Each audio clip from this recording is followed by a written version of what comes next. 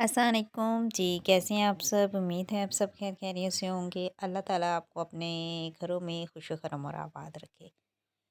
मेहरुन्निसा शमीर का नावल बख्त का ये पार्ट 21 है। चलिए आइए शुरू करते हैं। धूप की शिद्दत में कुछ कमी आई थी। सूरज ने आग बरसाना ज़रा देर को कम कर दिया था, लेकिन हब्स अब भी मौजूद था। जर्द रंग के लिबास वाली लड़की की गाड़ी अब उमर के घर में दाखिल हो रही थी। इसके पीछे उमर की गाड़ी आई थी। वो दोनों एक साथ गाड़ी से उतरे थे। अभी वो अंदर जाती जब बख्श भागता हुआ उसके करीब आया। उसके चेहरे पर हवाइयाँ उड़ रही थी। हाले रुक गई थी। पीछे मोबाइल पर उंगलियां चलाता उमर भी रुका था। क्या हुआ है? उसने 3 हर्फ में सवाल को समेट दिया था। हसन भाई, वो हसन भाई आए हैं, अंदर बैठे हैं, आपका इंतज़ार कर रहे हैं। बड़े गुस्से में वो घबराए हुए लहजे में कह रहा था। हाले बगैर जवाब दिए अंदर चली गई। उमर उसके साथ गया था। ड्राइंग रूम का दरवाज़ा खोलने पर जो मंजर इनके सामने है, इसमें वो 16 साला लड़का गैर आरामदा से एक सोफे पे बैठा था। इसके चेहरे पे जख्म का निशान था, जैसे किसी ने मारा हो। वो सुबह वाली हुलिये में नहीं था। अब उसने सफ़ेद शर्ट के साथ स्याह जीन्स पहन रखी थी। स्याह बाल माथे पर गिरे थे। इसकी आंखों में संजीदगी थी, जो कि उमर को देखकर खौफ में बदल गई थी। मुझे तुमसे बात करनी है हाले, वो तुम पर जोर देकर बोला था। वो बात हाले से कर रहा था, लेकिन उसकी चुपती नज़रें उमर के चेहरे पर जमी थी। हाले ने इसकी नज़रों का तकाज नोट करते उमर की जानिब देखा था। वह गहरी सांस पड़ता बाहर निकल गया था। जाते हुए उसने ड्राइंग रूम का दरवाज़ा बंद कर दिया था कि आवाज़ें बाहर मुलाजमों तक ना आ जाएं। इसके जाते ही हसन हाले के ऐन सामने आकर खड़ा हुआ था। तभी इसकी नज़र हसन के चेहरे के जख्म पर पड़ी। वह तस्वीर से आगे हुई थी। ये क्या हुआ है हसन? किसने मारा है, मुझे बताओ। वह भी भवें पीछे हुए था। हाले के सवाल का जवाब दिए बगैर उसने अपना मोबाइल उसके आगे किया था, जहाँ डॉक्टर अब्दुल हफीज़ की वही वीडियो थी। तुम इस बारे में जानती थी? वह संजीदगी से पूछ रहा था। हाले के गले में गिल्टी सी उभरी थी, लेकिन वह खामोश रही। मतलब तुम जानती हो? उसने जैसे समझ कर सर रहा था। क्या मेरी तरह आज पता चला है, या तुम पहले दिन से जानती थी? उसके लहजे में काट थी। हाले ने कोई जवाब नहीं दिया। हसन की आंखों में जख्मी पन सा उतरा था। यानी तुम पहले से जानती थी? तुमने मुझसे मेरे बाप के कत्ल के बारे में क्यों छुपाया? किसने दिया ये हक तुम्हें? क्या ये मेरा हक नहीं था कि मैं अपने बाप की मौत की वजह जान सकूं? बताओ हाले, किसने दिया तुम्हें ये हक? उसकी आवाज़ बुलंद होने लगी थी और आंखें सुर्ख। हाले बेतासर निगाहों के साथ उसे देखेगी। जितना हक उन पर तुम्हारा था, बल्कि उससे ज़्यादा हक मेरा था। उंगली उठा के बात कर रहा था। इस रात में उनके साथ था मैं, तुम नहीं थी। कोई नहीं था वहाँ, बस हसन था। वो बिल्कुल ठीक हो गए थे। जब तक मैं वहाँ था वो ठीक थे। उसकी आंखों में अब पानी जमा होने लगा था। तुम जैसे ही इनके पास गई वो मर गए। हसन वो डबडबाई आंखों से चलाई थी। चीखो मत, वो इससे ज़्यादा बुलंद आवाज़ में धड़ा था। पूरी रात मैं इनके साथ था, 1 मिनट भी नहीं सोया, ना दूर हुआ। और तुम तो 2 घंटे भी इनके साथ नहीं रह पाई। तुमने ना जाने कैसा ऐसे कहा कि इनको दोबारा हार्ट अटैक हुआ। वो आज इतने दिनों से अंदर भरा जहर उग रहा था। हाले के दिल पर जैसे कोई छुरी चला रहा। उसकी आंखों से आंसू लड़क लड़क कर चेहरे पर फिसलते जा रहे थे। हसन अब भी बो रहा था। तुम उस दिन भी उनसे नाराज़ हुई हाले। तुम्हें इनकी बीमारी का भी ख्याल नहीं आया। तुम उस दिन भी खुद गर्ज हो कि तुम इनको छोड़ के चली गई। और किसी ने आकर, वो रुका था, आवाज़ कब कपाई थी, किसी ने आकर मेरे बाप को कत्ल कर दिया। तुम इनके साथ रहती तो वो ना मरते, वो ना कत्ल होते। तुमने मेरे बाप को मरवा दिया। वह हाले के चेहरे पर गौर किए बगैर बुलंद आवाज़ और सुर्ख आंखों के साथ चला रहा था, जबकि हाले के ऊपर जैसे किसी ने पत्थरों से भरा ताल लड़का दिया हो। दिल को जैसे जहर आलूद खंजर से चीर दिया हो। अजियत सी अजियत थी। तुम्हें वहाँ रहना चाहिए था। तुम्हें बाबा को अकेले नहीं छोड़ना चाहिए था। सब तुम्हारी वजह से हुआ है। तुम जिम्मेदार हो इस सब की। सिर्फ तुम, पापा का कत्ल तुम्हारी वजह से है, समझी? तुम सुना तुमने? वो बोलते बोलते रुका था। हाले का चेहरा लट्ठे की मांदी सफ़ेद हो गया था। आंसू अब गिरना बंद हो गए थे। इसकी आंखों में ऐसा दर्द था कि हसन को बेख्तियार अपनी की हुई बातों पे मलाल हुआ, लेकिन तीर कमान से निकल चुका था। वो किसी रेत के मुजस्मे की तरह खड़ी थी, जैसे अभी अगर तुम छू लो तो ढेर हो जाए। बाबा मेरी वजह से कत्ल हुए। तुम सही कह रहे हो, उसने अटक अटक कर कहना शुरू किया था। मेरा ये मतलब नहीं था। मैं गुस्से में था। हाले आई एम सॉरी, वो शर्मिंदगी से कहते हुए आगे आया। मैं अगर उस दिन वहाँ से ना जाती तो वो ना मरते। हाले मेरा ये मकसद नहीं था, खुदा की कसम, ये मेरे मुंह से निकल गया। वो नहीं सुन रही थी। वो कुछ भी नहीं सुन रही थी। वो बस बो रही थी।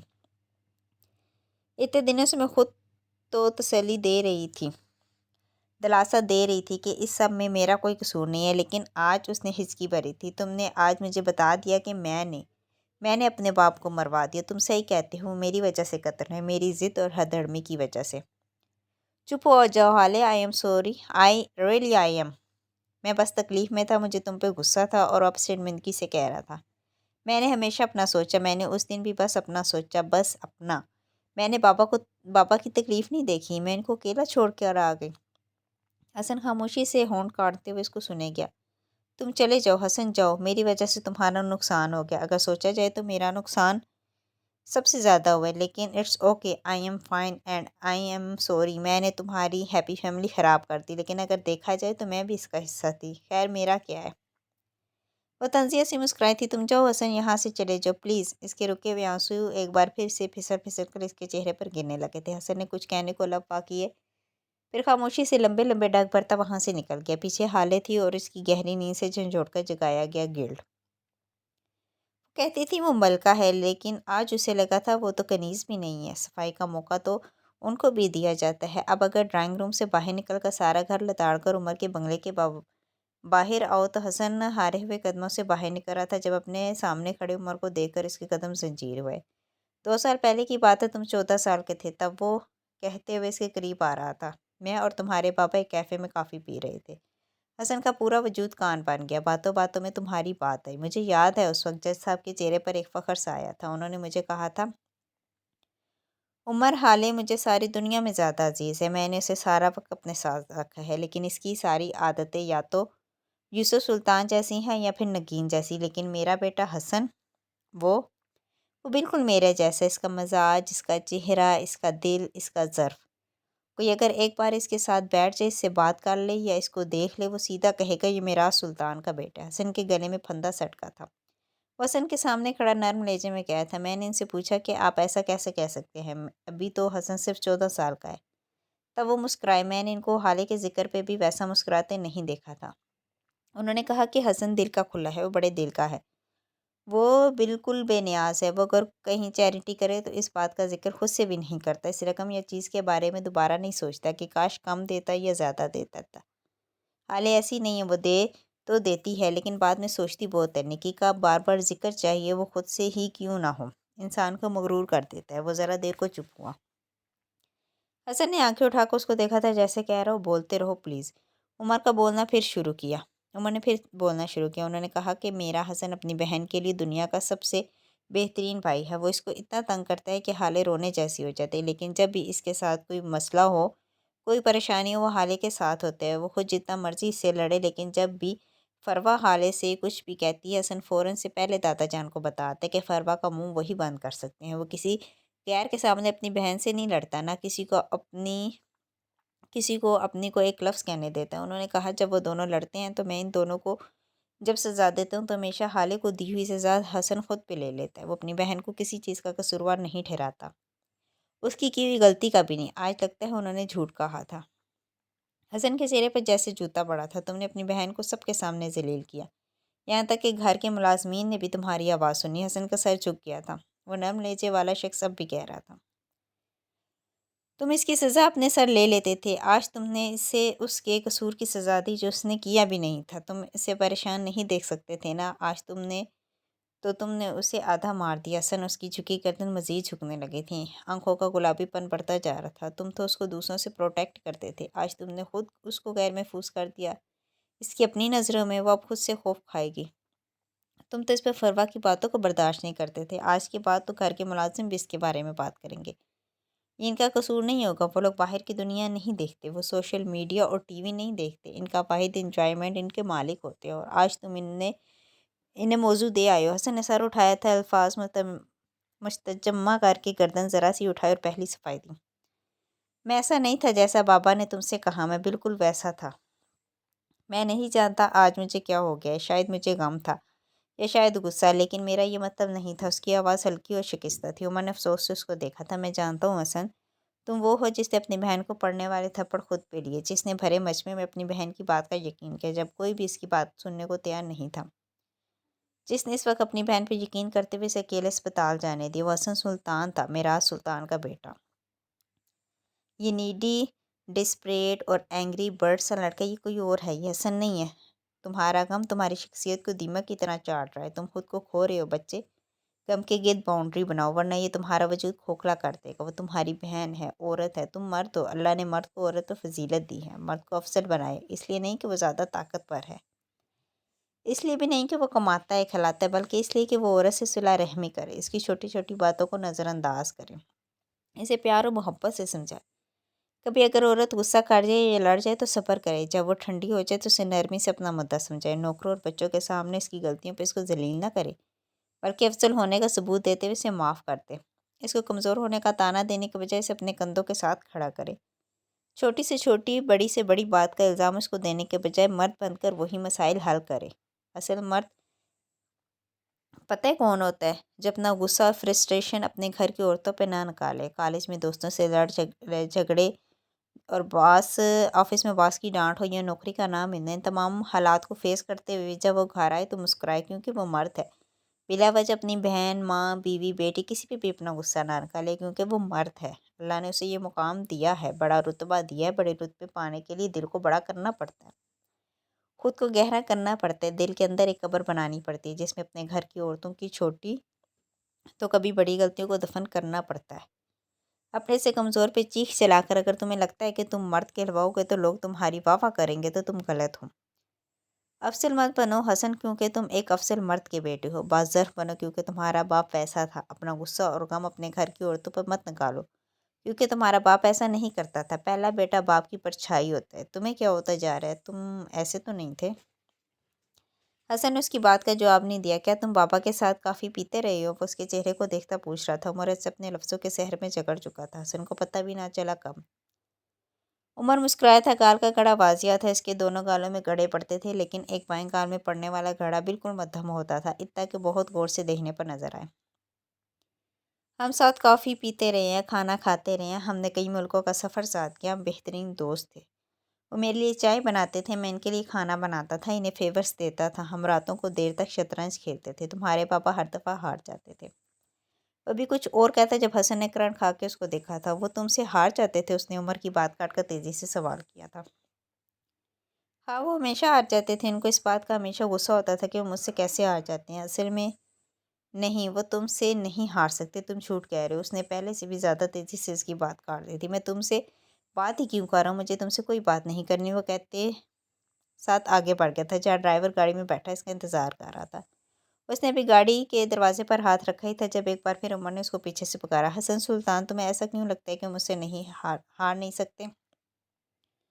حسن کے گلے گلٹی سی ابر کر معدوم ہوئی تھی، تھوڑی دیر بعد اس کے گلے سے پھنسی ہوئی سی آواز نکلی تھی۔ یہ ان کا فیوریٹ کھیل تھا، وہ گھر کے ہر فرد کے ساتھ کھیلتے تھے، شمس چچا، سفیر بھائی، دادا جان، ہارون بھائی، مہر آپی، یہاں تک کہ کئی بار بخش کے ساتھ بھی۔ وہ کبھی کسی سے نہیں ہارے، وہ صرف ان لوگوں سے ہارتے تھے جن سے ان کو بے تحاشا محبت ہوتی تھی، جیسے کہ حالے۔ وہ بس حالے سے ہارتے تھے، اور تم نے یہ بات مجھ سے تو کہہ دی ہے، حالے سے مت کہنا، وہ تمہیں زندہ نہیں چھوڑے گی۔ بابا کے معاملے میں بہت زیادہ پوزیسو ہے۔ وہ بول بول کر بغیر عمر کی طرف دیکھے گاڑی میں بیٹھ گیا، پیچھے عمر کے ہونٹ مسکراہٹ میں ڈلے تھے۔ اب تو یہ بات ان کو بتانا مجھ پر فرض ٹھہرا، وہ بڑبڑاتا اندر کی جانب بڑھ گیا تھا۔ یہ دن اپنے ساتھ بے انتہا مسائل آیا تھا، لیکن ڈاکٹر عبدالحفیظ پیرزادہ کے لیے اس سے زیادہ محنوس دن کوئی نہیں تھا۔ ان کے اپنے گھر کے باہر پولیس موبائل میں بیٹھایا جا رہا تھا، ان کا چہرہ سفید تھا جیسے کسی گناہ گار مرد کا چہرہ ہو، آنکھوں میں خالی پن، ذلت، ناکامی، نہ جانے کیا کہ ایک ساتھ در آیا تھا۔ برہان ان کی قمیض سے لپٹا بری طرح رو رہا تھا، شمس نے ایک ہاتھ سے برہان کی انگلی تھام رکھی تھی۔ آس پاس رپورٹرز کا جمع غفیر لگا تھا اور دھڑا دھڑ تصاویر اتاری جاتی۔ کچھ پولیس والوں نے بڑی مشکل سے ان کو ڈاکٹر عبدالحفیظ کے قریب آنے سے روک رکھا تھا۔ ڈاکٹر عبدالحفیظ کو پولیس موبائل میں بٹھایا گیا تھا جب شمس برہان کی انگلی چھوڑ کر موبائل میں بیٹھے عبدالحفیظ کے کان کے قریب جھکے۔ میں تمہیں یہاں سے نکالوں گا، یقین کرو میرا، بس تم اپنی زبان مت کھولنا، ورنہ تم جانتے ہو تمہاری زبان میرا کچھ نہیں بگاڑ سکتی، لیکن تمہارا بیٹا میں اس کا بہت کچھ بگاڑ سکتا ہوں۔ اس کے علاوہ میں تمہاری پاک بیوی کی قبر بھی جانتا ہوں۔ تم جانتے ہو نا آج کل قبر میں لیٹی عورتوں کو نکال کر ان کے ساتھ کیا ہو رہا ہے؟ یقیناً تم اپنی پاک سید بیوی کی لاش کی بے حرمتی نہیں ہونے دو گے، ہے نا؟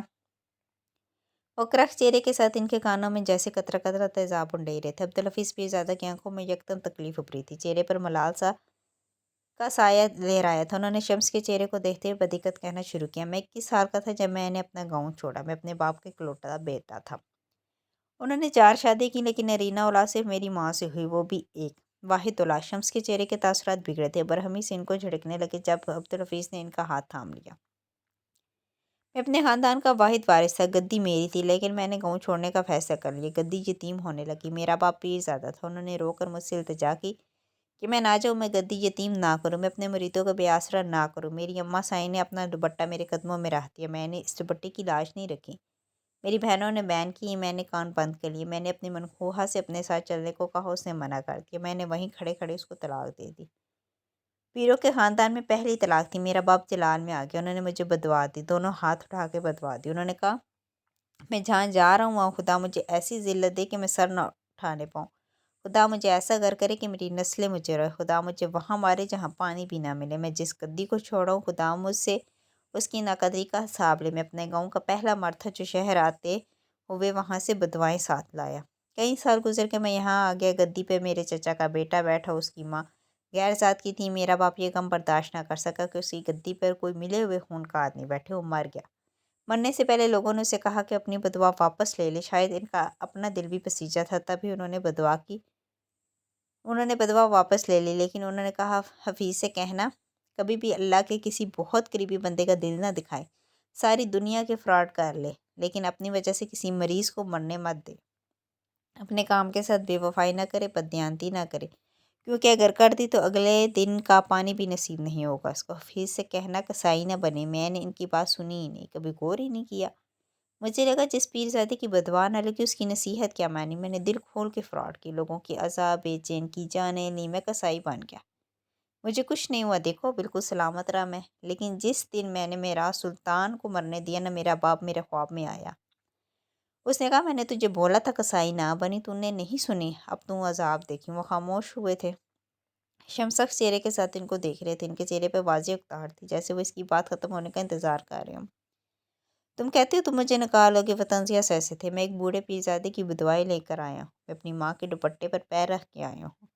मैं अपनी बहनों को सारी ज़िंदगी का गम दे के आई हूँ। मैं एक पाक बीबी को तलाक देकर उसकी ज़ात सवालिया निशान बना कर आया हूँ। मैं गद्दी पर एक गैर ज़ात के आदमी को बैठाकर गद्दी की बेहरमती करके आया हूँ। मैं हवेलियाँ उजाड़ के आया हूँ। शम्स सुल्तान, मुझे यहाँ से अब कोई नहीं निकाल सकता। खुदा ने मुझे ऐसी जगह मारे जहाँ मुझे पानी भी नहीं मिला। मैं ऐसा गर्क हुआ हूँ कि अब वापसी का कोई रास्ता नहीं। मैंने ऐसी ज़िल्लत देखी है कि अब भी कभी सर ना उठा सकूँगा।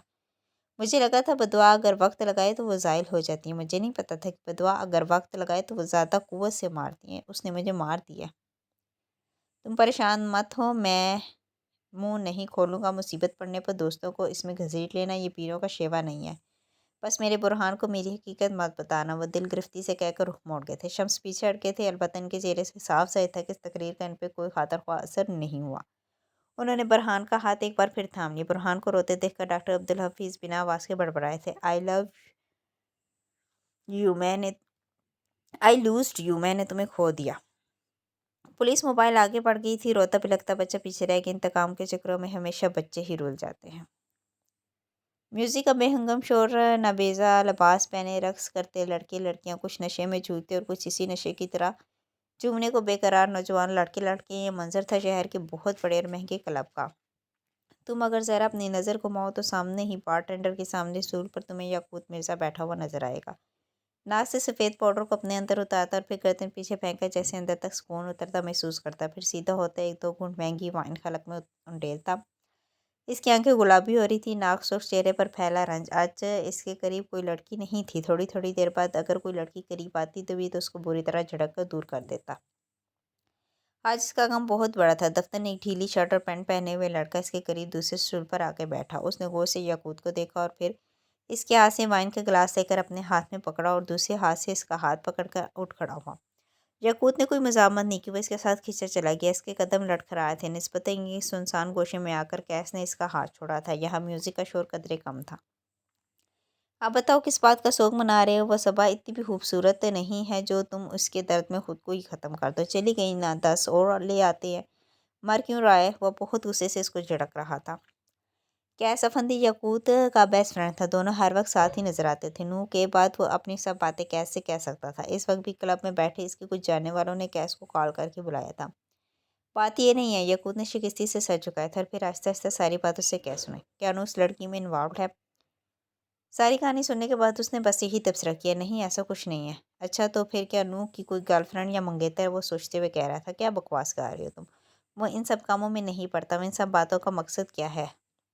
وہ جھنجھلایا تھا، بدلہ ہم اس سے بدلہ لیں گے، اس نے تمہیں ایک غیر لڑکی کی عزت بچانے کے لیے استعمال کیا نا، اب تم اس کی کسی بہت عزیز اور محبوب لڑکی پر قبضہ کر لو، اس کے ساتھ وہی کرو جو تم اس حالے کے ساتھ کرنا تھا، اور وہ اسے بچا نہیں سکے گا۔ پھر دیکھو کیسے تڑپتا ہے نوح، اس کی ہمت کیسی ہوئی تم استعمال کرنے کی، تم یاقوت مرزا ہو، کوئی عام آدمی نہیں ہو، یہاں بیٹھ کے رونے سے بہتر ہے اپنا بدلہ لو۔ نوح کو بتاؤ کہ تم استعمال ہوئے بغیر بھی اپنا بدلہ، اپنا انتقام لے سکتے ہو، مرد بنو یاقوت مرد۔ وہ اپنے حساب سے ایک سچا دوست ہونے کا ثبوت دے رہا تھا۔ اس کے اگر کوئی گرل فرینڈ نہیں ہے، اس کی زندگی میں کوئی لڑکی نہیں ہے، وہ یاقوت بولتے بولتے رکا تھا۔ سماعتوں میں دور کہیں نوح مرزا کی آواز سنائی دی تھی، میری زندگی میں ایک ہی عورت ہے نیرو، مجھے ہر لڑکی میں نیرو نظر آتی ہے، میری زندگی میں ایک ہی عورت ہے، مجھے ہر لڑکی میری بہن سے دور ہو یاقوت، میری زندگی ایک عورت، ہر عورت میں نیرو میری بہن۔ اس کے ذہن میں آوازیں گڑمٹ ہونے لگی تھی، اس کی ایک بہن ہے بس۔ بلاوا آخر وہ بول پڑا تھا، کیس کھل کر مسکرایا تھا، گریٹ، یہ تو بہت اچھا ہو گیا، پتہ چلے گا نوح کو میرے دوست کے ساتھ غداری کرنے کا کیا نتیجہ ہوتا ہے۔ جبکہ یاقوت کی آنکھوں میں بے چینی ابھری تھی، وہ معصوم ہے، اس کا کیا قصور، بہت چھوٹی ہے، ہم کچھ اور سوچ لیتے ہیں، لیکن وہ نہیں، اس حالے کو کڈنیپ کر لیتے ہیں۔ یا پھر کیس نے اس کی بات بیچ میں ہی کاٹ دی، بس یاقوت اب اور کچھ نہیں، وہ لڑکی اے ایس پی کے گھر میں ہو اور اب تجھے اس کے سائے کو بھی چھونے نہیں دے گا، تو نے اگر واقعی مرد بننا ہے، اپنا بدلہ لینا ہے تو چل میرے ساتھ، ورنہ باہر جا، وہ اسٹول ابھی فارغ ہے، جا جا کر کم منا، جس لڑکی کو تم معصوم کہہ رہا ہے نا، وہ وہی ہے سارے فساد کی جڑ، کیا انہوں نے اسی کی وجہ سے تمہیں دھوکہ نہیں دیا؟ کیا اس کو پروٹیکٹ کرنے کے لیے اس نے اس لڑکی کو پروٹیکٹ نہیں کیا؟ پھر بھی اگر تو نہ مردوں کی طرح بیٹھے رہنا چاہتے ہو تو ٹھیک ہے، بیٹھا رہ، یہاں میں جا رہا ہوں۔ وہ غصے سے بولتا آگے بڑھا، جب یاقوت نے گلابی پڑتی آنکھوں اور کانپتے ہاتھوں سے اس کا ہاتھ پکڑ لیا۔ نوح کی بربادی یاقوت مرزا کے ہاتھوں ہی لکھی ہے، آج میں اسے بتاؤں گا اصل مرد کیسا ہوتا ہے۔ اس کی آنکھوں سے شعلے نکل رہے تھے، وہ انتقام کے لیے تیار تھا، یہ جانے بغیر کہ اس کے بعد وہ ساری زندگی اس ایک رات کے ہونے کو روئے گا۔ کچھ دیر بعد وہ دونوں اس بلڈنگ کے پارکنگ ایریا میں کھڑے تھے، یاقوت گاڑی سے باہر نکلا تھا، کیس اس کے ساتھ ہی دروازہ بند کرتا باہر آیا تھا۔ کیا میں بھی ساتھ ہوں؟ وہ آنکھ دباتے ہوئے پوچھ رہا تھا۔ جواب میں یاقوت نے اس کو گھور کر دیکھا تھا اور آگے بڑھ گیا تھا۔ تھوڑی دیر بعد وہ نوح کے اپارٹمنٹ کے دروازے کے سامنے کھڑا تھا، اس نے کی کارڈ لگایا، لیکن شاید یاقوت لاک تبدیل کروا چکا تھا، ڈرگز اور شراب کی زیادتی کی وجہ سے اسے کھڑا ہونا بھی مشکل لگ رہا تھا۔ اس نے اپنی جیبیں ٹٹول کر اپنا موبائل باہر نکالا اور نرمین کو کال ملائی۔ ایک دو بار بیل بجنے کے بعد کال اٹینڈ ہوگی۔ کیسی ہو پیاری کزن، میں تمہارے گھر کے دروازے پہ کھڑا ہوں، پلیز کھول دو یار، مجھ سے کھڑا نہیں ہوا جا رہا، وہ چھوٹتے ہی بولا تھا۔ اندر نرمین کی جان پہ بن گئی تھی، اس کی سبز آنکھوں میں یکدم خوشی اور خوف کے تاثرات اندر آئے تھے، یاقوت کے آنے کی خوشی اور نوح کو پتہ لگنے کا خوف۔ میں نہیں آ سکتی، بھائی نے کہا ہے کہ آپ اب کبھی میرے لیے نہیں آئیں گے اور میں آپ کا انتظار نہ کروں، آپ پلیز چلے جائیں، میں دروازہ نہیں کھولوں گی، بس ایسے سے کہہ رہی تھی۔ لیکن دیکھو میں تو آ گیا ہوں نا تمہارے لیے، ہمیشہ کے لیے، اگر تم نہیں آئی تو میں ساری رات یہیں بیٹھا رہوں گا، اور ذرا آ کے دیکھو تو صحیح میرے ساتھ ہوا کیا ہے، میں کھڑا بھی نہیں ہو پا رہا، وہ اپنے لہجے میں مصنوعی سے دکھ پیدا کرتا کہہ رہا تھا۔ وہ بچپن سے ساتھ ہے، یاقوت اس کی کمزوری جانتا تھا، کیا آپ کو کہیں لگ گئی؟ آپ ٹھیک تو ہیں؟ سبز آنکھوں والی لڑکی فکر مند ہو اٹھی تھی، وہ صوفے سے اٹھ کر دروازے کے قریب آ گئی تھی۔ اب ان دونوں کے بیچ میں بس یہ دروازہ ہی تھا۔ یاقوت اپنی چال کامیاب ہوتے دیکھ کر مسکرایا تھا، بہت بہت بری طرح لگی ہے مجھے، تم ایک بار آ کے دیکھو تو نیرو، مجھے بہت تکلیف ہو رہی ہے، میرا دل زخمی ہو گیا۔ اور بس وہ مہربان لڑکی مزید نہیں رک سکتی تھی، اس نے دروازہ کھول دیا تھا، گھر کا نہیں، اپنی اور یاقوت کی بربادی کا۔ دروازہ کھلتے ہی وہ فوراً سے پہلے اندر آیا تھا اور لاک لگایا تھا، سب اتنی جلدی ہوا کہ نرمین کچھ سوچ سمجھ ہی نہیں سکی۔ اب یاقوت اپنی سرخ ہوتی آنکھوں کے ساتھ اس کے سامنے کھڑا تھا، نرمین کا دل ڈوب کر ابھرا تھا۔ آپ نے کہا آپ کو لگی ہے، لیکن اب تو ٹھیک ہے، میرے دل پہ لگی ہے، تمہارے بھائی نے ماری ہے، اب بدلہ تو تمہیں چکانا ہوگا نا نرمین جان، بس تم نوح سے ایک بات کہہ دینا، اس سے کہنا کہ تم میری بہن نہیں ہو۔ وہ دانت پر دانت جمائے سر سے سرگوشی کر رہا تھا، اس کے منہ سے بدبو آئی تھی، وہ کہیں سے بھی چند منٹ پہلے والا یاقوت نہیں لگ رہا تھا جس نے نرمین کو کال کی تھی۔ تمہارے بھائی کو مجھے استعمال کرنے کا بہت شوق ہے نا، آج میں اسے بتاؤں گا کہ یاقوت اپنے ساتھ برا کرنے والوں کے ساتھ کیا کرتا ہے۔ تم سوچ رہی ہوگی کہ اس سب میں تمہارا کیا قصور، تو میں تمہیں بتا دوں کہ ہر فساد کی جڑ تم ہو، تمہارے سارے مسائل تمہاری ذات سے جڑی ہیں، آج سب مسائل ختم ہو جائیں گے۔ بس کے قریب آتے ہوئے کہہ رہا تھا، نرمین کے جسم سے جیسے کسی نے روح کھینچ لی، اس نے قدم پیچھے موڑے تھے، لیکن اب فرار کی ہر راہ ختم ہو گئی تھی، آج کے بعد اس کی ساری زندگی اندھیر ہونے والی تھی۔ زندگی تو یاقوت مرزا کی بھی تاریک ہونے والی تھی، لیکن ابھی وہ اس بات سے واقف نہیں تھا۔ 3 گھنٹے بعد وہ اسی گاڑی میں بیٹھا تھا، ریلیکس سا، تھکا ہوا اور کچھ بے چین سا، شرٹ کے اوپری بٹن کھلے تھے، اس کے ساتھ والی سیٹ پہ کیس بیٹھا تھا، اس نے فون کان سے لگا رکھا تھا۔ جی آفیسر جی، میں اسی بلڈنگ سے بات کر رہا ہوں، यहाँ अपार्टमेंट नंबर 105 में एक लड़की के साथ ज्यादती है। मैं कुछ आवाज़ें सुनकर यहाँ आया था। नहीं, वो आदमी भाग गया, लेकिन लड़की की हालत तशवीशनाक है। जी बिल्कुल सर, मैं यहीं खड़ा हूँ, आप आ जाए, मैं आपको लोकेशन भेजता हूँ। मेरा फ्लैट नंबर 106 है, प्लीज़ जल्दी आ जाए सर। उसने बात करके कॉल काट दी थी। अब खुश है ना? अब दिल खुश हो गया ना? वो चह कर पूछ रहा था, जबकि यकूत ने बेदिली से साथ सीट की पुश से टका दी। उसे अपनी कैफियत समझ नहीं आ रही थी। हाँ, लोगों से कच्चा-कच भरा हुआ था। एक मेज़ पर हर चैनल के माइक रखे थे। इन माइक्स के पीछे शम्स सुल्तान बैठे थे। इनके साथ वाली कुर्सी पर एक तरफ बेचैन और मुस्तरब सा सफ़ीर और दूसरी तरफ मगमूम से शाहिद हुसैन हारून भी एक तरफ खड़ा था। एक माइक करीब करके ब्लैक डिनर सूट में मलबूस शम्स सुल्तान ने बोलना शुरू कर दिया। आप सब मुझे जानते हैं, मैं शम्स सुल्तान हूँ, इस शहर के कामयाब बिजनेसमैन। आप लोग मेरे मरहूम भाई को भी जानते होंगे, इंसानियत के मसीहा, नामदिल और इंसाफ पसंद। मैं राज सुल्तान, वो बोल रहे थे। मजमा दम साधे इनको सुन रहा था। कुछ दिन पहले मेरे भाई को हार्ट अटैक हुआ, मैंने अस्पताल ले गए, लेकिन वो जानबर ना हो सके। मेरे भाई इस दुनिया से चले गए। वो लम्हा भर को रुके थे, आंखों में आए नदीदा आंसू साफ किए, गहरी सांस से खुद को कंपोज करने की अदाकारी की, फिर कहना शुरू किया। हमें मौत की वजह हार्ट अटैक बताएगी, लेकिन ये हकीकत नहीं थी। हकीकत ये वीडियो है। मैं चाहूँगा कि आप सबसे पहले ये वीडियो देख लें। उन्होंने इशारा किया था। इनकी दाएं तरफ लगी बड़ी सी स्क्रीन पर वीडियो चलने लगी। सब ने सुबह से लेकर अब तक कई बार वीडियो देखी हुई वीडियो फिर से देखनी शुरू कर दी। कुछ लोगों की नज़रों में बेजारी उभरी, कुछ ने बड़े गौर से एक बार फिर से सारे अल्फाज पर गौर करना चाहा। कुछ की नज़रों में गुस्सा था, कुछ में दुख थे। थोड़ी देर बाद वीडियो खत्म हुई। मेरा सुल्तान ने दोबारा शुरू किया। आप सब ने देख लिया कैसे इन डॉक्टर्स की लापरवाही और लालच ने हमारे घर के बड़े, मेरे अजीम भाई की जान ले ली। क्या कोई भी इंसान ये डिज़र्व करता है कि जिस अस्पताल में अपनी जान बचाने के लिए गया है, इस इंसान को अपने हत्या कर दो, इसके दुश्मनों को इसके कमरे में जाने दो? क्या कोई ये डिज़र्व करता है कि इसका गला कौड़ कर इसको मार दिया जाए? सफ़ीर के गले में गिल्टी सी उभरी थी। यहाँ अगर कोई गरीब आदमी मरा होता तो अब तक कई तंजीमें इंसाफ के लिए मोमबत्ती जलाई निकल चुकी होती, लेकिन हमारे लिए कोई नहीं आया। क्यों? क्योंकि हम अमीर हैं। उनको लगता है कि कानून हमारे हाथ में है, लेकिन खुदा गवाह है कि हम भी इतने ही मजबूर हैं जितना कोई गरीब आदमी। क्या अमीर होना हमारा कसूर है? क्या कानून अमीरों के हाथ में है? हॉल में लगी सफ़ेद लाइट और फ्लैश की रोशनी में इनका चेहरा धमक रहा था, जबकि सफ़ेद की गर्दन में फंदा हर गुजरते लम्हे तंग होता जा रहा था। कानून अगर मेरे हाथों में होता तो आज मैं इस अस्पताल को आग लगा देता, मैं इस डॉक्टर को अपने हाथों से मारता, लेकिन मैं ऐसा नहीं करूँगा, क्योंकि मैं खुदा नहीं हूँ। मैं एक आम आदमी हूँ। जान लेना और देना ये बस अल्लाह के इख्तियार में है, और मैं अपना फैसला इसी के हाथ में देता हूँ। मैं अपने अजीम भाई की मौत का गम नहीं भुला सकता, मैं इन्हें वापस नहीं ला सकता, लेकिन मैं चाहता हूँ कि इन्हें इंसाफ मिले, हमें इंसाफ मिले, मेरे भाई के मासूम बच्चों को इंसाफ मिले। मैं कानून की बालादस्ती को मानता हूँ, और मैं इसी मुअज़्ज़ज़ कानून से इंसाफ की अपील करता हूँ। मैं आपके कैमरे की आंख से अपना मद्दा एक एक आदमी तक पहुंचाने की अपील करता हूँ, आपकी ज़ुबानों से सच और हक़ की बात कहने की अपील करता हूँ। अगर आज मेरे भाई को इंसाफ नहीं मिला तो ये सिर्फ मेरे भाई के साथ नाइंसाफ़ी नहीं होगी, इंसानियत की मौत होगी। उस कौम ने एक अजीम आदमी खोया है, एक इंसानियत के रहनुमा को खोया। वो तो दुश्मनों को भी गले से लगाने वालों में से था। आज जब मैं घर जाऊँ का तो मैं अपने भाई की बीवी को क्या जवाब दूंगा? मैं अपने भतीजे अपनी भतीजी से क्या कहूँगा? इनका गम बड़ा है, मैं इसे ख़त्म नहीं कर सकता, लेकिन इंसाफ इनके ज़ख्मों पर मरहम बन सकता है। मैं कानून से दरख्वास्त करता हूँ कि मेरे भाई के कातलों को इनके अंजाम तक पहुँचाया जाए। हमें इंसाफ चाहिए, ताकि जब मैं अपने भाई की कब्र पर जाऊँ तो मेरे कंधे झुके हुए ना हों। मैं अपने भाई के लिए हर हद तक जाऊँगा। मुझे आप सबका साथ चाहिए, आपकी मदद चाहिए। उम्मीद करता हूँ कि आप सब और इस मुल्क का ताकतवर कानून मुझे और मेरे भाई के ख़ानदान को नाउम्मीद नहीं होने देगा। वो बोलकर खामोश हुए थे। अब सामने बैठे नुमाइंदे इनसे कुछ सवाल कर रहे थे। नुमाइंदे और फ्लैश की चमकती रोशनियों को यहाँ छोड़कर हम उमर हयात के सुरमई सफ़ेद कमरे में चलते हैं। चालीस सुल्तान ने एक धार से दरवाज़ा खोलती अंदर आई थी। बेड पर बैठे उमर ने उसकी तरफ नहीं देखा था। वह भी शम्स की प्रेस कॉन्फ्रेंस देख रहा था, आंखें छोटी के गर्दन झुकाए हुए। अगर इस वक्त आपका मूड मुझे किसी किस्म की कोई इल्काबाज से नवाजने का है तो प्लीज़, मैं मसरूफ़ हूँ, वो और उदास भी। मेरे कारोबार में 3 लाख का नुकसान हो गया। वह हाले के तने हुए तासरात और शोले बरसाती आंखों को देखे बगैर बढ़ था। हाले के तो सर पर लगी तलवार पीछे वो बेफर के इसके सामने आकर खड़ी हुई थी। उमर ने अब भी सर नहीं उठाया था। हाले ने झपट कर मोबाइल उसके हाथ से ले लिया था।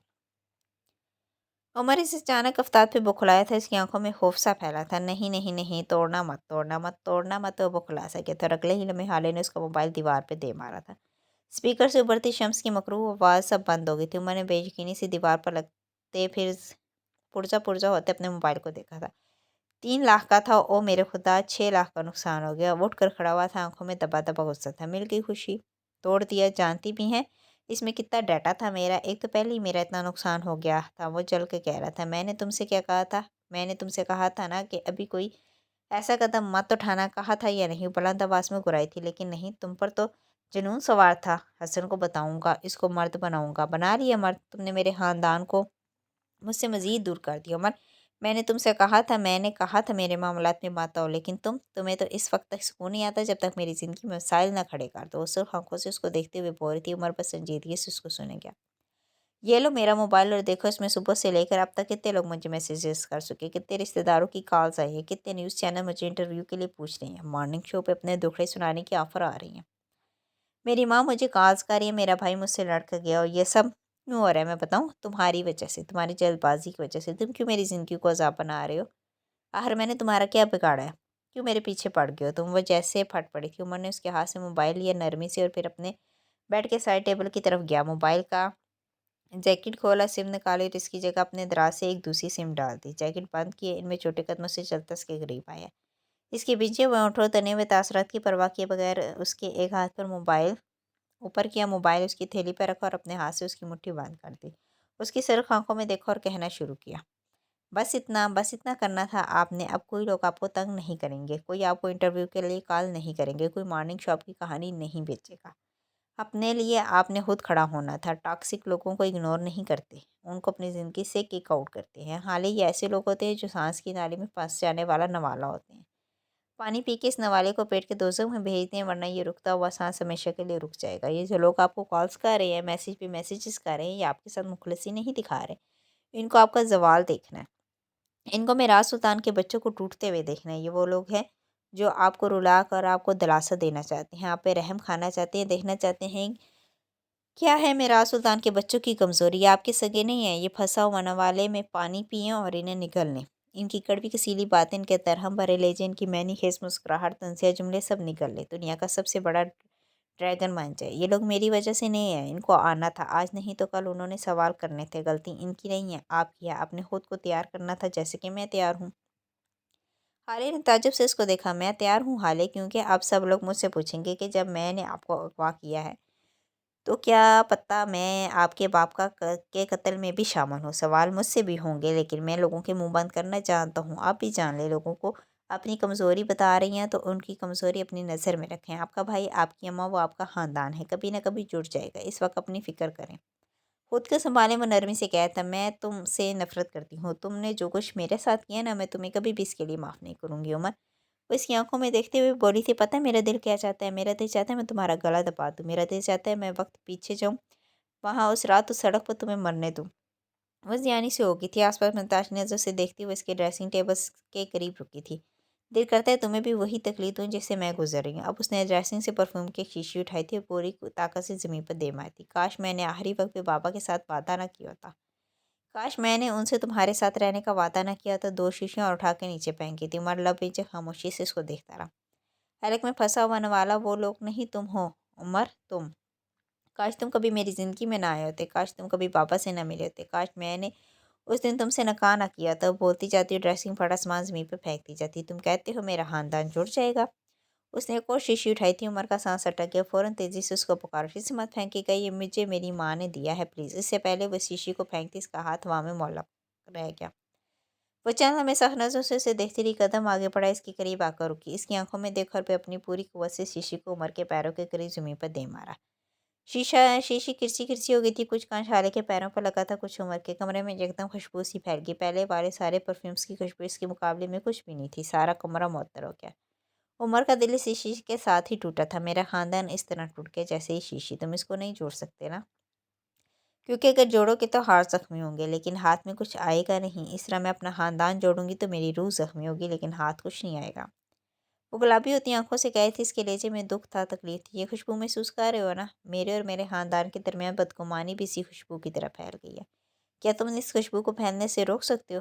نہیں نا، اسی طرح میں بدگمانی کو پھیلنے سے نہیں روک سکتی۔ اپنی محبوب چیزوں کو کھونے کا غم تم بھی محسوس کرو، عمر تمہیں بھی پتہ چلے خاندان کیا ہے، وہ ٹوٹے تو تکلیف کیسی ہوتی ہے۔ وہ تنفر سے کہہ رہی تھی، آنسو ابل کر باہر نکل رہے تھے۔ وہ اس کے بولنے کی پرواہ کیے بغیر نیچے بیٹھ گیا تھا، حالے کے پیر کے اوپر والی جلد پر ایک دو شیشے کے ٹکڑے لگے تھے، اس نے ایک ٹکڑا نکالنا چاہا، لیکن اپنا پیر کھینچنا چاہا، عمر حیات نے گرفت سخت کر دی۔ چھوڑو مجھے، وہ گرائی تھی۔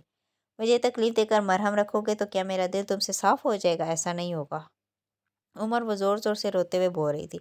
साथ एक बार फिर पैर परे करना चाहा। खामोशी से खड़ी रहे वरना बहुत बुरा पेश आऊँगा। उसने बैठे बैठे धमकी दी थी। एक टुकड़ा निकला था, इसके साथ ज़रा सा खून निकला था। मैंने तुम्हें खून दिया था, मैंने तुम्हारी जान बचाई थी, लेकिन तुमने मेरे साथ क्या किया? वो मुँह सी कही जा रही थी। वो अभी झुका हुआ इसके पैर से शीशे का आखिरी टुकड़ा निकाल रहा था। इस बार ज़रा ज़्यादा खून निकला था। हाले के लबों से बेख्तियार "स" की आवाज़ निकली थी। वो उठ खड़ा हुआ था। हाले के ऐन सामने उसकी आंखें सपाट थी। मेरी अम्मा और मेरे दरमियान बहुत फासले हैं। वो ठहर ठहर कर लफ्ज़ जोड़ जोड़ कर बोल रहा था। ऐसे फासले जिन्हें हम चाहकर भी ख़त्म नहीं कर सकते। हम दोनों को जोड़ने के लिए एक आदमी था और चंद चीज़ें। वो रुका था, फिर बोलना शुरू किया। आदमी मर गया। मैंने उसके मारने वालों के साथ क्या किया आप आज देख चुकी हैं। मैं चीज़ें तोड़ने वालों के साथ क्या करूँगा ये मुझे बताने की ज़रूरत नहीं है। आपकी इस हरकत ने मेरा दिमाग बुरी तरह घुमा दी। इससे पहले कि मैं आपको एक सख्त लफ्ज़ कहूँ यहाँ से चली जाए। वो चबा चबा कर सर्द सी सरगोशी में कह रहा था। हाले को पहली दफ़ा इससे खौफ महसूस हुआ, लेकिन बज़ाहिर गर्दन कड़ाए रखी। मैं डरती नहीं हूँ तुमसे। धमकियाँ नहीं, धमकियाँ उन्हें देना जिन्हें को तुमसे खौफ आता हो। वो लठमार अंदाज में बोली थी। उमर ने समझने वाले अंदाज में सर हिलाया था। नहीं, आप नहीं डरती, मैं डरता हूँ अपने कहर से, अपने उल्टे दिमाग से डरता हूँ। आपकी जगह कोई और होता तो मैं उसे इस वक्त तक बता चुका होता कि मेरी महबूब चीज़ें तोड़ने का इंजाम क्या होता है। असल में मसला ही यही है कि मैं आपको कुछ कह नहीं सकता, इसलिए बेहतर होगा इस वक्त यहाँ से चली जाए। और हाँ, बात अगर खून देने की है तो कभी किसी ज़माने किसी वक्त में मैंने भी आपको खून दिया है। कब, कहाँ, क्यों, ये पता लगा ले। उसने हाले का हाथ पकड़ा था। इसके लफ्ज़ में सख्ती नहीं थी। आगे जाके उसको दरवाजे के बाहर किया।